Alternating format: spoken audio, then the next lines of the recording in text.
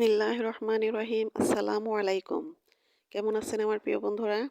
আশা করি যে যেখানে যে অবস্থানে থাকুন না কেন অনেক অনেক ভালো আছেন, সুস্থ আছেন, নিরাপদে আছেন। আমিও আল্লাহর অশেষ রহমতে আপনাদের সকলের দোয়ায় আলহামদুলিল্লাহ ভালো আছি। কাছে কিংবা দূরে দেশ ও দেশের বাহির থেকে যে যেখান থেকে এই মুহূর্তে আমার এই ভিডিওটা দেখতেছেন, তাদের সবার প্রতি রইল আমার মন থেকে অনেক অনেক দোয়া এবং আন্তরিক ভালোবাসা। তো বন্ধুরা, আজকে অনেক ছোট্ট একটা ভিডিও নিয়ে আমি আপনাদের সামনে হাজির হয়েছি। তো সম্পূর্ণ ভিডিও দেখার জন্য অনুরোধ রইল। তো ভিডিওর শুরুতে একটা জিনিস চাইবো, সেটা হলো লাইক। যারা এই মুহূর্তে আমার ভিডিওটা দেখতেছেন, যদি লাইক দিতে ভুলে থাকেন তাহলে একটা লাইক দিয়ে দিবেন।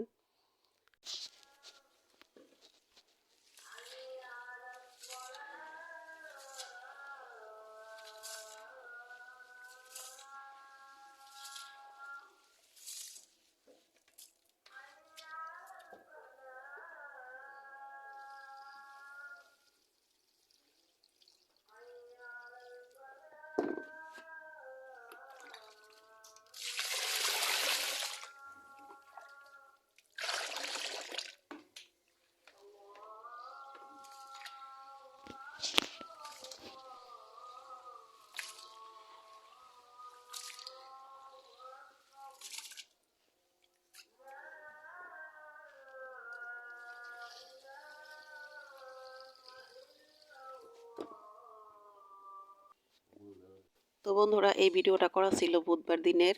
তো আজকে তো বৃহস্পতিবার রাতে আমি এই ভয়েস দিতেছি। তো বৃহস্পতিবার দিন কিন্তু মোবাইলে কোনো সময় দিতে পারিনি, মোবাইলের দিকে তাকানোর সময় ছিল না। কারণ নির্বাচনে যে ভিতরে এজেন্ট থাকে সেই এজেন্ট ছিলাম আমি। তো আমাদের এখানে কিন্তু অনেক সুন্দরভাবে ভোট হয়েছে, শান্তিপূর্ণভাবে। তো জীবনের প্রথম আমি এই ভোটটা দিলাম, ভোটটা কাজেও লেগেছে।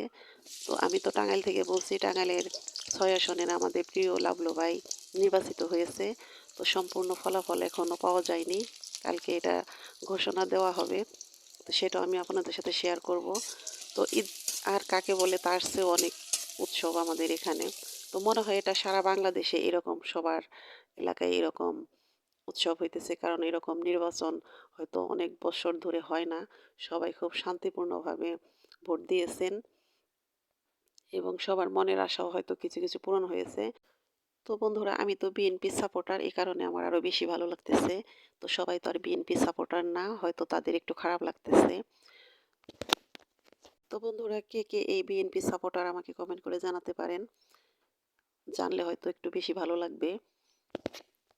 আর বন্ধুরা, এই তো দেখুন, নির্বাচন উপলক্ষে তার আগের দিন আমাদের বাড়িতে বেশ আয়োজন ছিল। এটা হলো খাসির মাংস রান্না করতেছি, তারপরে গরুর মাংস রান্না করব, পিঠা বানাবো। তো খাসির মাংসটা রান্না করার জন্য কিন্তু আমি গরম পানি ব্যবহার করেছি সব ক্ষেত্রেই। এই মাংসটা ধুয়েছেও গরম পানি দিয়ে, আবার রান্নাও করতেছি কিন্তু গরম পানি দিয়ে। তো এদিকে খাসির মাংস বসিয়ে দিয়েছি, অনেক তাড়াহুড়ার মধ্যে কাজ করতেছি। আর এদিকে যে গরুর মাংসটা আমি সুন্দর করে হাতে মেখে একটু রেখে দেব। ওই মাংসটা রান্না হয়ে গেলে তারপরে আমি গরুর মাংস রান্না করব। তো মাংস হাতে মেখে যদি কিছুক্ষণ মেরিনেট করে রাখা যায়, তাহলে কিন্তু ওই মাংস রান্না করতে আমার কাছে বেশি ভালো লাগে। তো আমার হাতে যেহেতু সময় আছে, সে কারণে ওই মাংসটা সুন্দর করে মেখে তারপরে রেখে দেব। তো বন্ধুরা, আমি কিন্তু কয়েকদিন ধরে আপনাদের বেশি সময় দিতে পারতেছি না, অনেক ব্যস্ততার মধ্যে আছি, যেহেতু একা মানুষ, এক হাতে সব কিছু সামলাতে হয়। তো ভিডিও কিন্তু আমি সেরকমভাবে করতে পারতেছি না। তো যতটুকু না দিলেই নয়, আমি সেটুকু দিয়ে অ্যাক্টিভ থাকার চেষ্টা করতেছি, কারণ হয়তো ভিডিও যদি না দিই তাহলে হয়তো আমাকে ভুলে যাবেন। তো বন্ধুরা, আমরা কিন্তু সত্যি অনেক আনন্দ উল্লাসে মেতেছিলাম। এখন আমাদের এখান দিয়ে অনেক উৎসব চলতেছে, আরও কয়েকদিন এরকমই চলবে। তো শুধু দু একদিনের আনন্দ উল্লাস কিন্তু এটা কামনা নয়।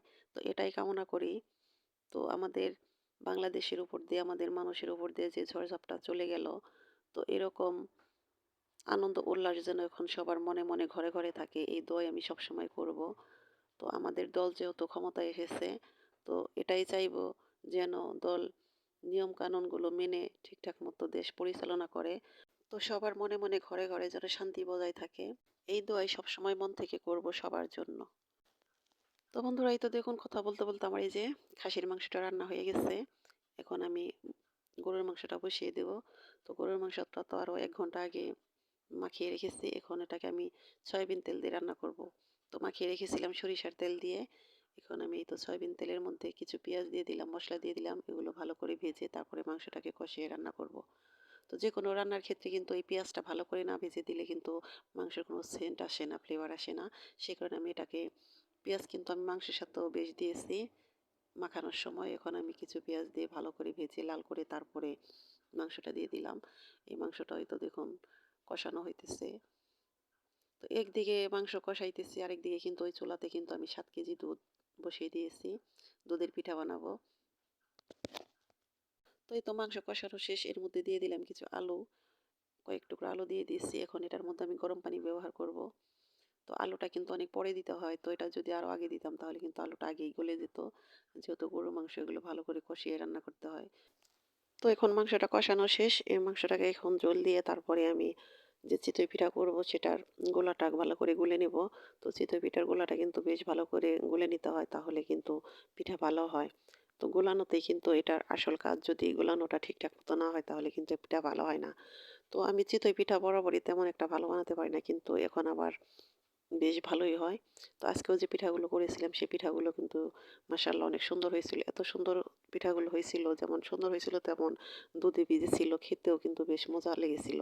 তো দুধ চিতই পিঠা আমার অনেক পছন্দ। তো শীতকালে মিষ্টি জাতীয় পিঠা খেতে কিন্তু মন্দ না, আমার খেতে ভালো লাগে। চুলায় দুধ চাল দিতেছি, আরেক চুলায় তো মাংস হয়ে যাবে। এর মাঝে আমি এই তো পিঠার গোলাটা যে সেটা আমি ভালো করে গুলে নিতেছি। তো এটাকে কিন্তু ভালো করে গোলাতে হয়, এটার এই গোলাটাই হলো মেইন।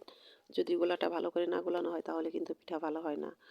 তো আমার হাতের চিতই পিঠা তেমন একটা ভালো হয় না, কিন্তু মাশাল্লাহ এখন আমি এটার আসল যে কারণ সেটা বুঝে গেছি, যে এই পিঠার গোলাটাকে বেশ ভালো করে সময় নিয়ে গোলাতে হয়, তাহলে পিঠাগুলো বেশ সুন্দর হয়। বন্ধুরা এই তো দেখুন, ওদিকে আমার দুধ জাল দেওয়া কিন্তু শেষের দিকে, এদিকে আমার মাংসটা হয়ে এসেছে। এখন আমি মাংসটাকে নামিয়ে তারপরে চিতই পিঠাগুলো ভেজে নিব। তো দুপুরের খাবার হলো এই মাংস দিয়ে চিতই পিঠা।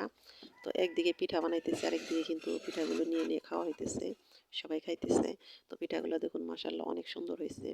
তো বন্ধুরা এটা ছিল আমাদের দুপুরের খাবার। তো দুপুরে একদিকে মাংস রান্না করে দিয়েছি গরম গরম, আরেকদিকে গরম গরম চিতই পিঠা। খুব মজা করে সবাই রান্না করে সবাই মিলে খাইতেছি, খুব ভালো লাগতেছে। তো এই পিঠাগুলো যদি খুবনিতে বানানো হয় তাহলে কিন্তু অনেক তাড়াতাড়ি হয়ে যায়। তো আমি যদিও দেরি হইতেছে তারপরেও কিন্তু আমি আজকে খুবনিতে বানাবো না, আমি একটা একটা করে ভেজে নিব। আর এই দুধ চিতই পিঠা কিন্তু এভাবে বানিয়ে ভিজালে আমার কাছে বেশি ভালো লাগে, দেখতেও ভালো লাগে, খাইতেও ভালো লাগে। সে কারণে যদিও দেরি হয় তারপর আমি একটা একটা করে ভাজবো। তো বন্ধুরা আমার আজকের ভিডিওটা কেমন লাগলো অবশ্যই আমাকে কমেন্ট করে জানাবেন। আর হ্যাঁ, আমার ভিডিওতে হয়তো কথা ও কাজে অনেক ভুল আছে, সে ভুলগুলো প্লিজ ক্ষমা সুন্দর দৃষ্টিতে দেখবেন। তো আমার প্রিয় বন্ধুরা আমার এই ভিডিওটা দেখতে দেখতে হয়তো অনেকেই লাইক দিতে ভুলে গেছেন। তো শেষ মুহূর্তে আবার মনে করিয়ে দিলাম, প্লিজ একটা লাইক দিয়ে দিবেন। আপনাদের একটি লাইক কিন্তু আমার কাছে অনেক অনেক মূল্যবান। আর যে বন্ধুরা এই কাজটি করে দিয়েছেন তাদেরকে জানাই অসংখ্য অসংখ্য ধন্যবাদ। তো আজকের মতো এখানেই বিদায় নিলাম। আল্লাহ হাফেজ, আসসালামু আলাইকুম।